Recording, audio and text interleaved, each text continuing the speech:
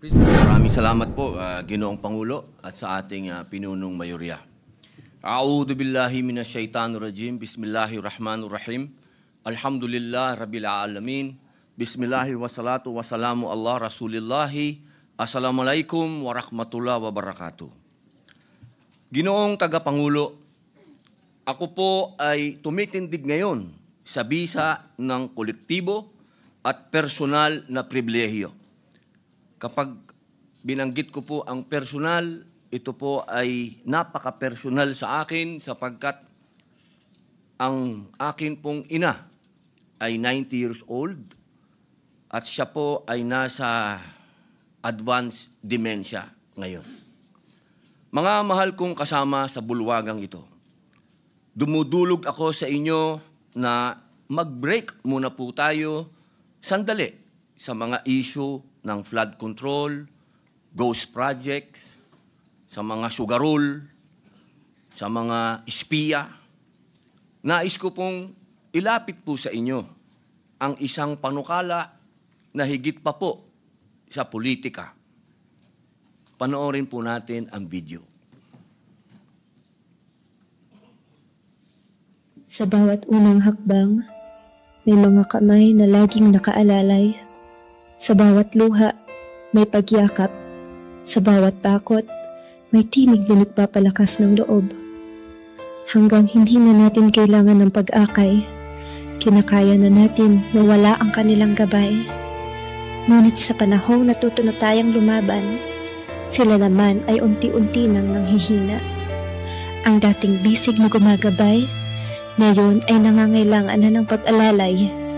Ang dating tinig na nagbibigay lakas, ngayon hirap na magsalita at umunawa. Sa kanilang pagtanda, sino ang mag-aalaga? Hahayaan ba natin silang mag-isa? O hahayaan natin silang sumaya sa mga tahanang lubos silang mamahalin at aalagaan? Ang talumpating ito ay para sa ating mga magulang, sa ating mga lolo at lola, mga ilaw at haligi ng tahanan na nagbuhos ng pawis, dugo at luha upang tayo'y mahubog sa kung sino po tayo ngayon. Sila ang nagpagal ng ilang dekada upang itaguyod ang pamilya at sa proseso ay nakapag-ambag sa pagpapatatag at paglago ng ekonomiya. Kung sinasabi po natin na it takes a village to raise a child, dapat din po natin kilalanin na kailangan din ng isang buong pamayanan para maalagaan ang matatanda. Ako po ay naniniwala na ang tunay na sukatan ng isang makatarungan at makataong lipunan ay kung paano nito inaaruga ang mga nasa laylayan, ang mga napag-iiwanan, ang mga bata, ang mahihirap, ang may karamdaman, at ang matatanda. Malinaw pa po sa liwanag ng araw, mga kasama, na tayo po ay parang may pagkukulang. Ayon sa Philippine Statistics Authority o PSA, as of May 2020, meron na pong 12.3 milyong Pilipino na edad 60 pataas. Katumbas po ito ng 11.31% ng ating populasyon. Sila po ang mga tinatawag nating dual citizen, mga senior citizen po. At ayon sa Commission on Population and Development o PAPCOM, aakyat pa ito sa 14% pagsapit ng 2030 hanggang 2035. Sa loob ng isang dekada, halos isa sa bawat 7 ng ating mga kababayan ay senior citizen na po. Ngunit, napakabigat po ng kanilang sitwasyon. Sa usapin ng kabuhayan, ayon po sa isang 2022 report ng UP Population Institute o UPPI, sa 9.2 milyong senior citizen sa bansa, 46% po ay kumakayod pa rin upang matustusan ang pangangailangan sa pang-araw-araw at pangkalusugan. Ayon din po sa 2023 Poverty Incidence Report ng PSA, mahigit 837,000 o 7.8% ng mga senior citizens ay kabilang sa mga mahihirap na pamilya na naglalagay sa kanila sa panganib ng hindi pagkakaroon ng sapat na pagkain at pangangalaga. Sa usapin po ng kalusugan, noong 2020, sa kasagsagan ng COVID-19 pandemic, sa pag-aaral din po ng UPPI, naitala na 58% ng mga senior citizens ay may at least isang comorbidity tulad ng alta presyon, diabetes, sakit sa puso, at kidney failure. Ayon pa nga po sa isang dating executive director ng POPCOM, na isa ring public health professional, dahil sa laganap na kahirapan, maraming senior citizens na may mahinang kalusugan ang madaling kapitan ng kapansanan sa pag-iisip tulad ng depresyon, lalo na sa mga namumuhay mag-isa, mga maagang nabiyudo at nabiyuda. At isama na rin po natin ang mga pinabayaan na o hindi na bibigyan ng pansin ng pamilya.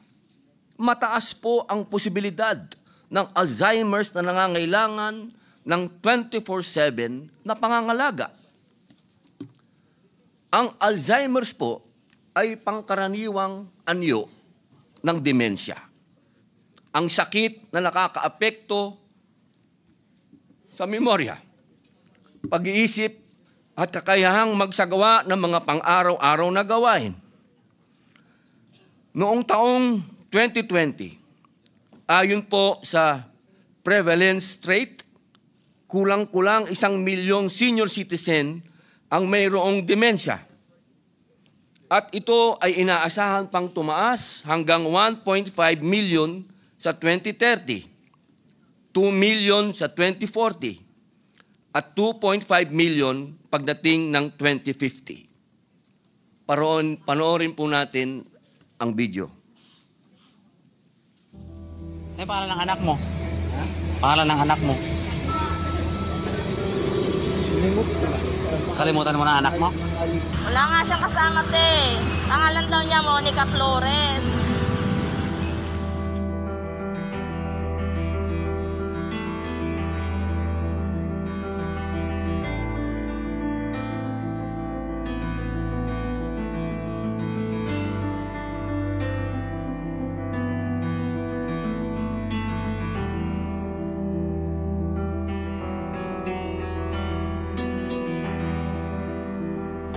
Tanan, sama ka sa amin. Paggamot ka namin. Dahil saan ka pupunta? Kanapuran may kan, maglugog ka.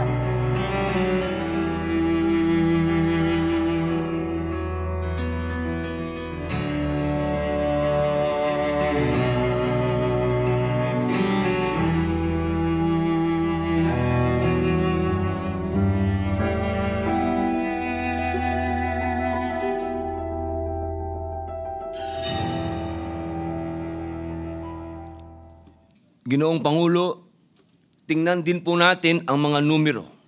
Ngayon pong taong 2026, ang ating pamahalaan ay gagastos ng mahigit 6.7 trilyon ayon po sa ating pambansang budget. Kung hahatiin po natin ito sa bawat Pilipino, bawat isa ay may himigit kumulang 59,000 per capita share.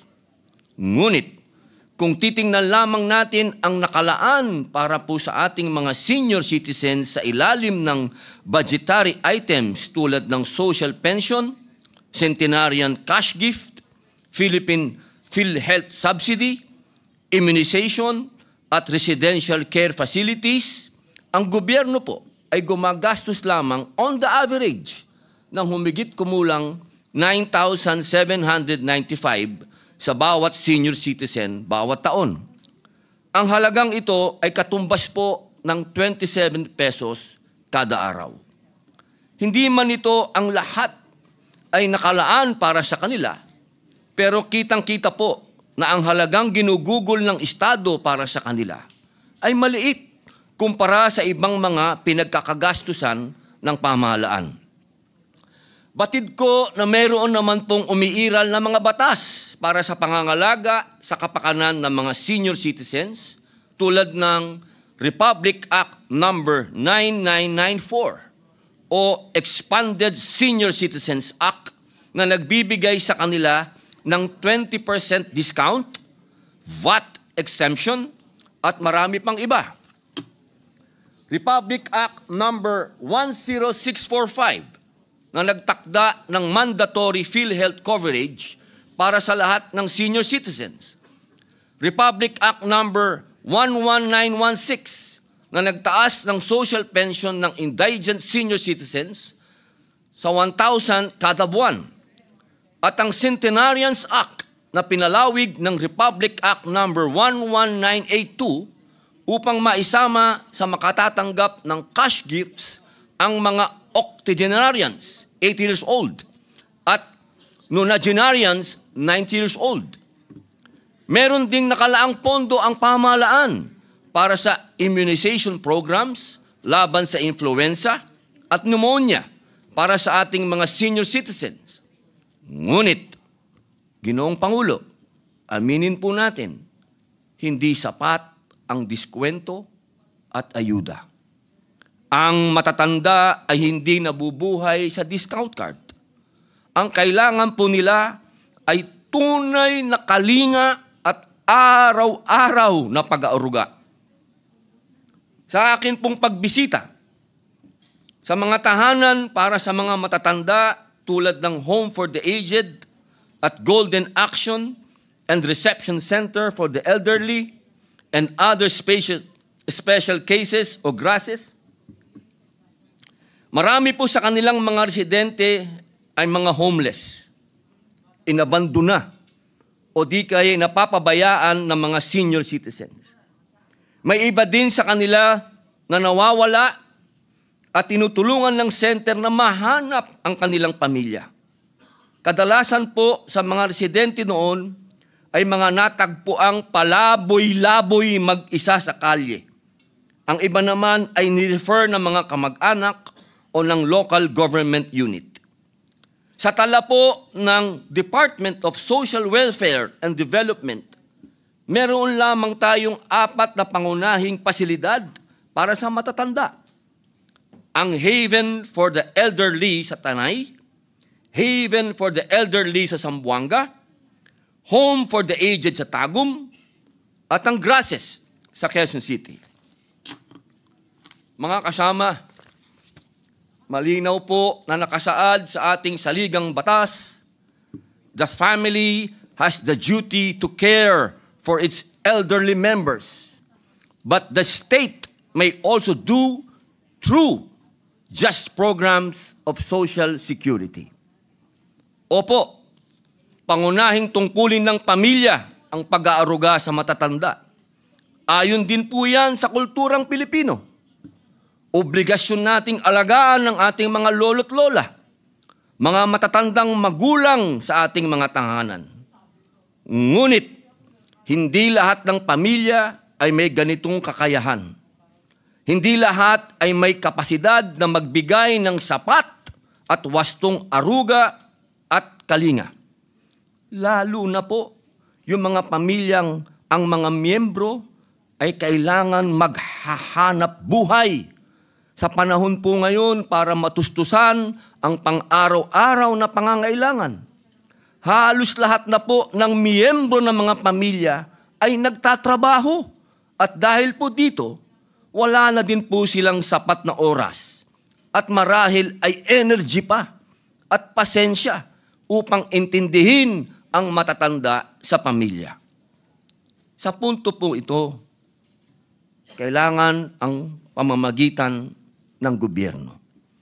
Tungkulin ng Estado na tumindig at tiyakin na mayroong sapat at wastong suporta na mainam para sa ating mga senior citizens. hindi lamang bilang pagpapakita ng respeto, malasakit o pagpapahalaga, kundi bahagi ng obligasyon nito na pangalagaan at protektuhan ang karapatan ng mga napapabayaang sektor ng lipunan. Kaya't inihain po natin ang Senate Bill number 20, an act establishing at least one nursing home per city or province for senior citizens.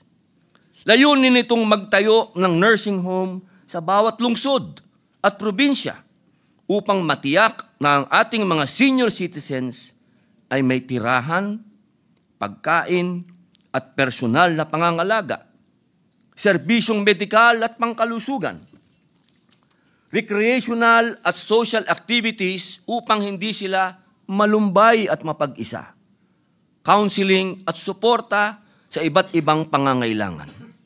Pangangasiwaan po ito ng DSWD at local government units at popondohan po sa General Appropriations Act.